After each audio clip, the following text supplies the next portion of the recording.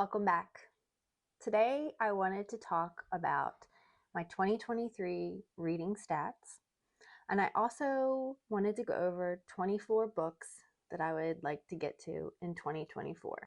In 2023, I read a total of 45 books, a total of 18,650 pages, which averaged 4.4 books per day, an average page count of 414.4 pages per book. My average rating was a 3.8 star.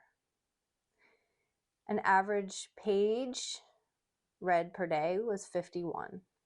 From these books, 21 of them I purchased from Amazon. One of them was a gift.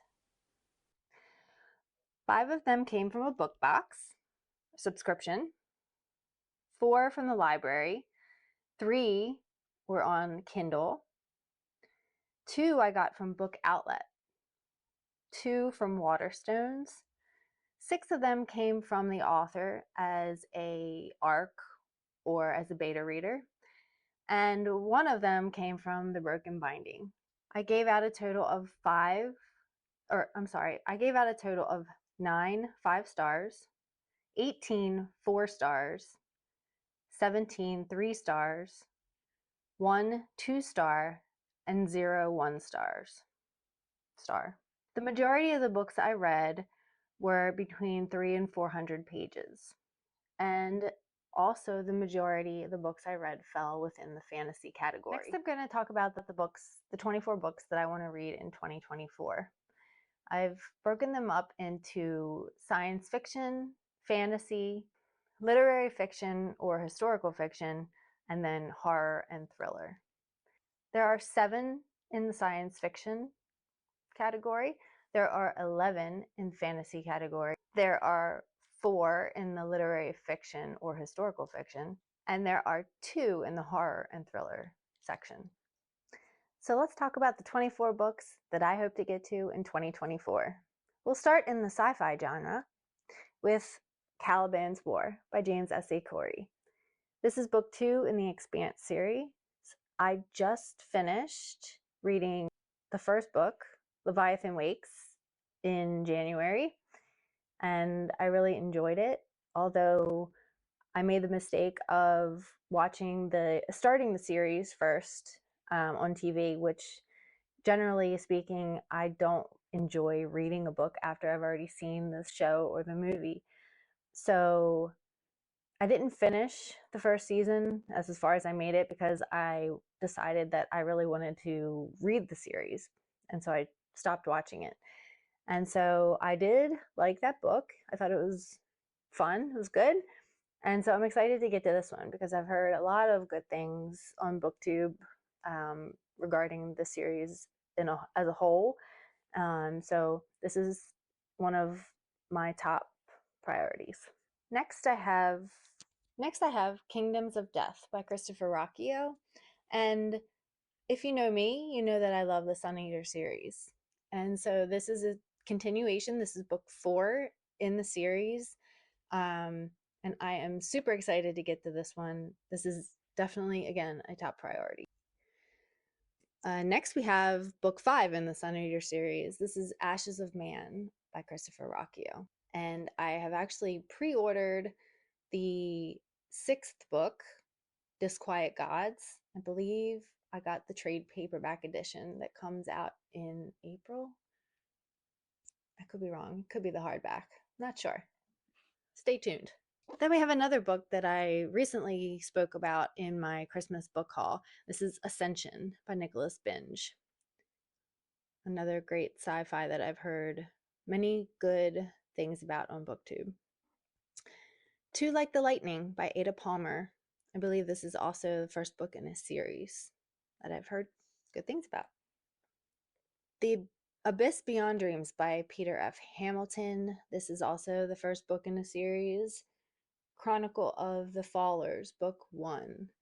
Peter F. Hamilton, from my understanding, is one of those classic sci-fi authors that everybody should read, and this will be my first by him. I did just received this, so this will also be showing up on a book haul coming soon. I also pre-ordered The Mercy of Gods, which is a new series by James S.A. Corey that comes out this year.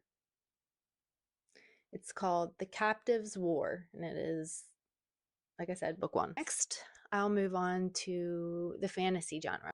Deathless Beast by Andrew D. Meredith. I bought this book last year.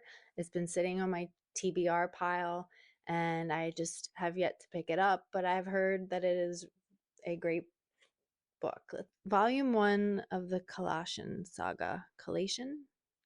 Epic fantasy series. And this chunky one, A Day of Fallen Night by Samantha Shannon. I have not read The Priory of the Orange Tree, although I've heard that you don't need to read that to read and enjoy this. And I've heard this one is actually better than The Priory of the Orange Tree. So I think that I may read this without reading the first book. I would really like to know if you disagree, if you think I need to read Priory of the Orange Tree before reading this, please let me know.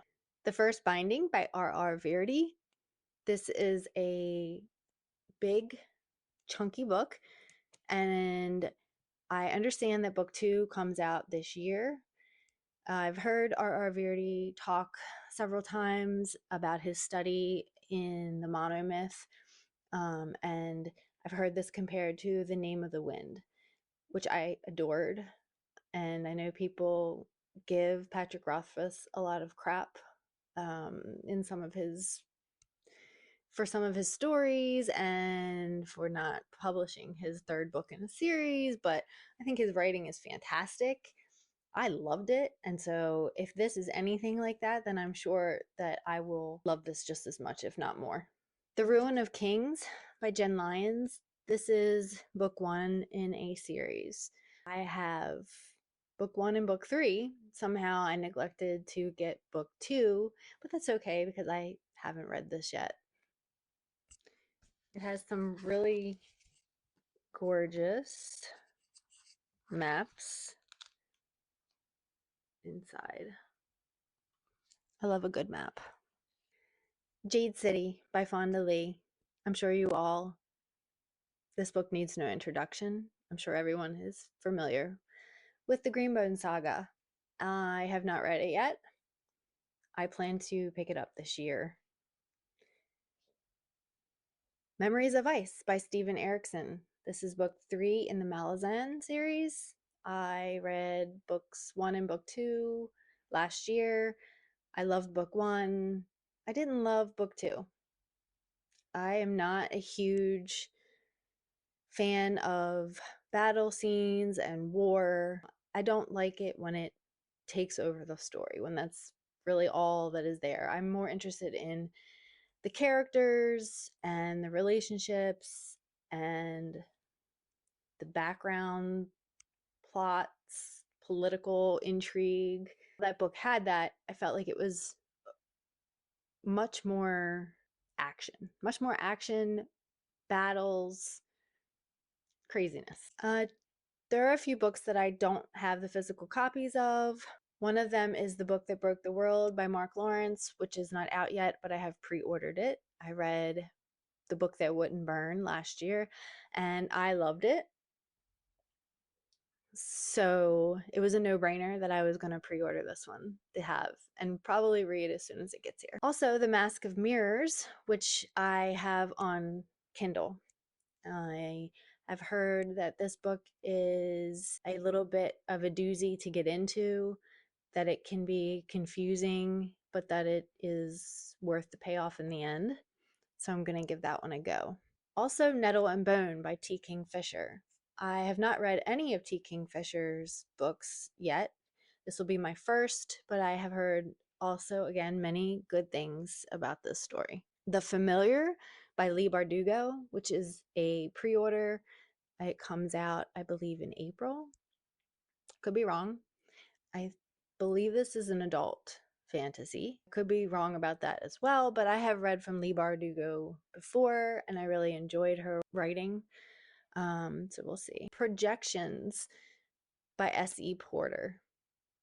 I believe that this is it has to do with magicians, magic. Not sure, but it looked great. Next, we're going to move on to the literary fiction and historical fiction genre. I put this book in this genre, and I'm actually not sure if this is fantasy or historical fiction, but it's Between Two Fires. I know that it is about a knight and a priest and the Black Death, and they're making a journey across the medieval French countryside. I've heard really good things about this one as well. The Covenant of Water by Abraham Verghese, Oprah's Book Club picks. And between all of my sci-fi and fantasy, I occasionally like to break it up with a little bit of historical fiction or literary fiction.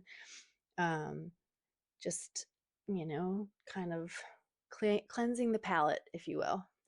And so while this is a really big book, I do enjoy that in those types of books because I like a lot of character development, and I do prefer character-driven stories, and I definitely feel that you get that a lot of times in these big chunky literary books. I'm sure that same thing will go for this next book. That is Fall of Giants by Ken Follett. And I previously read Pillars of the Earth many years ago, probably 10 years ago now, but I really did like it. I thought that his attention to detail, his character development, the historical aspects, they were all intricate and developed, and he just does his research and he really pulls all the pieces together and just pulls you into the story. Can't help but feel all the emotions that he intends for you to feel. This is just like Fall of Giants, this is a World War II setting, historical fiction. I believe there is some romance in this one, but there is also mysterious archaeological finds and strange symbols hidden within a labyrinth. So it has a little bit of intrigue, mystery, fun, love, all the good stuff. It's a chunky one too. If you can't see the trend, I like a chunky book. And then finally, the thriller and horror section. I have Legion by William Peter Blatty. He's the author of The Exorcist, which I loved last year. It gave me such anxiety knowing that as a kid I was tormented by the movie. I never thought that I would actually read the book, but I did. So I originally thought this was the follow-up to that, but no, this is separate. I believe this is a murder mystery. It does have, mock crucifixion, some religious aspects, possession, things of that nature. If it's half as good as The Exorcist, I will love it. And last, I have The Haunting of Maddie Clare by Simone St. James. I have this one on Kindle. I've read quite a few of Simone St. James's other books and really love them all.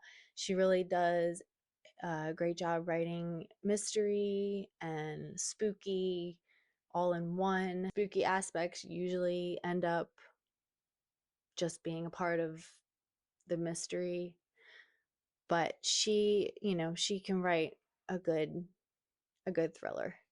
I definitely recommend her if you a quick read, but also one with great characters and unique settings and storylines. She's a winner. That wraps it up. Those are the 24 books that I hope to get to this year. I can't promise that I will get to them, but if there are any that you think that I should prioritize, that you recommend above the others, please let me know. Leave a comment. Let's talk about them. If you like the video, please click the little thumbs up button. If you want to see more, subscribe. Thanks for watching.